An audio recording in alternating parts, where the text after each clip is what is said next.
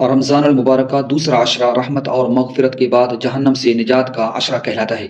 یہ عشرہ اللہ تعالیٰ سے معافی مانگنے، توبہ کرنے اور اپنی مغفرت کی دعائیں مانگنے کا بہترین وقت ہے۔ دوسرے عشرے کی فضیلت کیا ہے؟ یہ عشرہ مغفرت کا ہے جس میں اللہ تعالیٰ اپنے بندوں کی خطائیں معاف فرماتا ہے۔ یہ وہ وقت ہے جب روزے دار کی دعائیں زیادہ قبول ہوتی ہیں۔ اس عشرے میں زیادہ سے زیادہ استغفار کرنا چاہیے کیونکہ اللہ تعالیٰ بے شمار گناہوں کو معاف فرماتا ہے۔ اس عشرے کی کون سی دعا ہے؟ یہ دعا اس عشرے میں زیادہ پڑھنی چاہیے۔ استغفر اللہ ربی من کل ذنب واتوب الیہ، میں اللہ سے اپنے تمام گناہوں کی معافی مانگتا ہوں اور اسی کی طرف رجوع کرتا ہوں۔ اہم اعمال کون سے ہیں جو اس عشرے میں کرنے چاہیے؟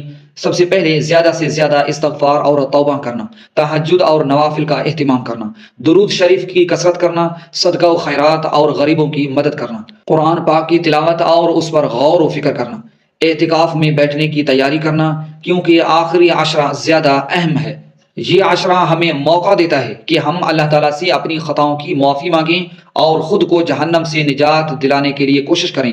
اس میں کی گئی دعائیں انشاءاللہ رد نہیں کی جاتی۔